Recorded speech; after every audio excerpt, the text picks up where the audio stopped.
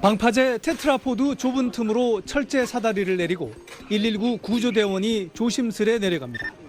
이동 중 발을 헛디뎌 추락한 70대 낚시객을 구하기 위해서입니다. 네, 맥박 있습니까?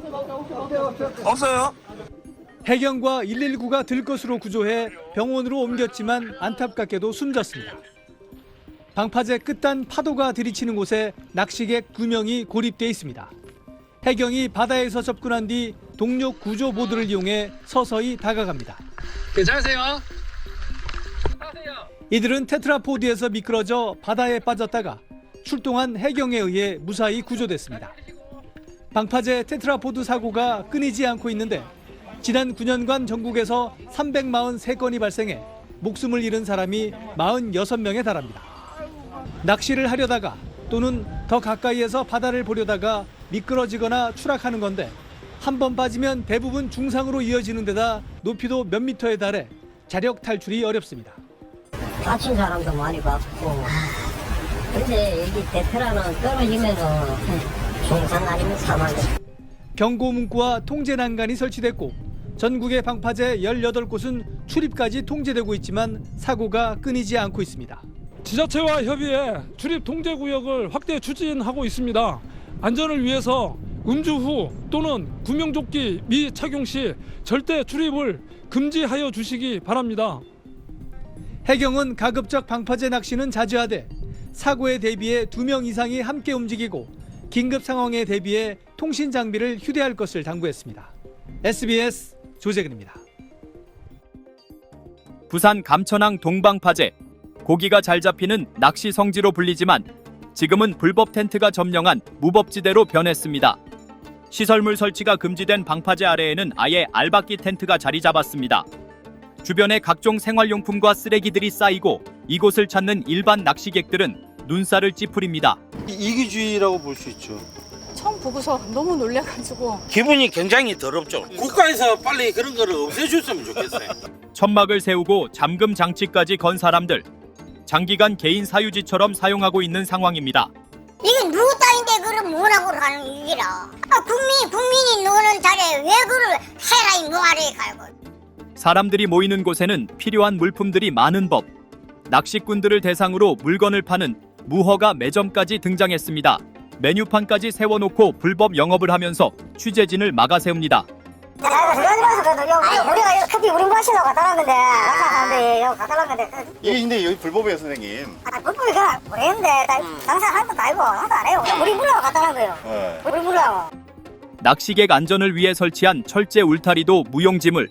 어떻게 철망을 넘어갔는지 절벽 끝에서 낚시하는 위험한 낚시객들도 목격됩니다. 실제로 낚시 중 사고는 매년 늘고 있지만 그저 물고기를 많이 잡겠다는 일념 하나로 목숨을 걸었습니다.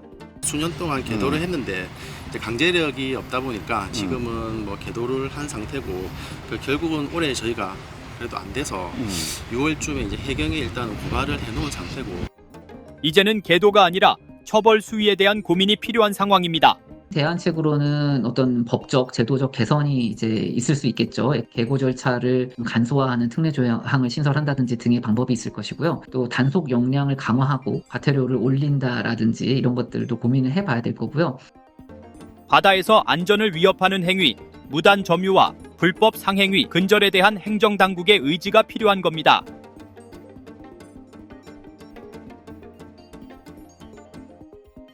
수색 작업이 긴박하게 이뤄지고 있습니다. 60대 A씨의 실종 신고를 받은 해경은 테트라포드 끝단에 끼인 채 숨져있는 A씨를 사흘 만에 발견했습니다.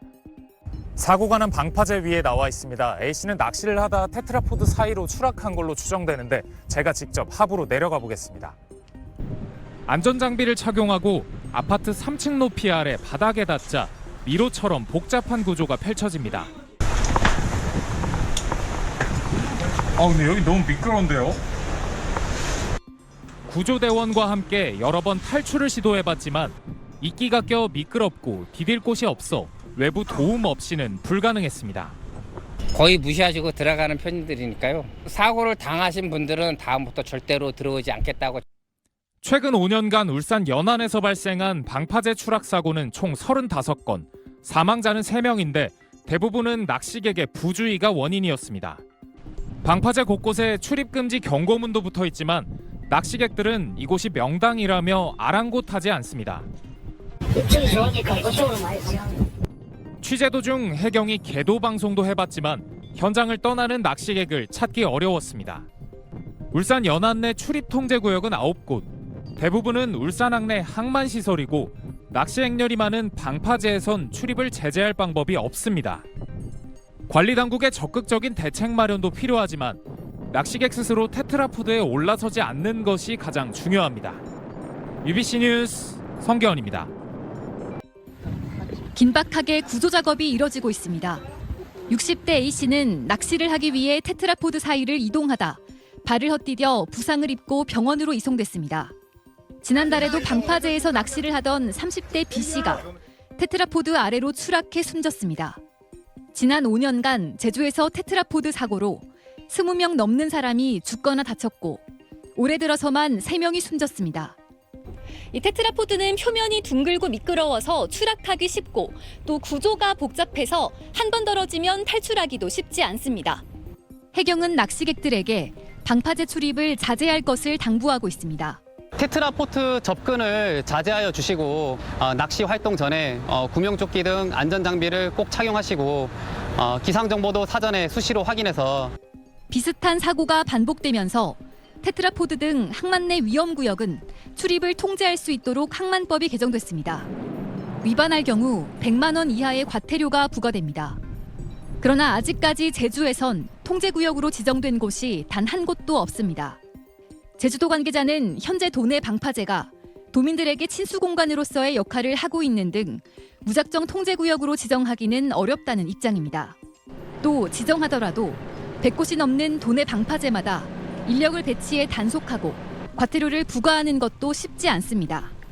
방파제 테트라포드 사고로 인명피해가 반복되고 있는 만큼 지자체가 보다 실질적인 대책을 마련해야 한다는 지적이 이어지고 있습니다. JIBS 권민지입니다.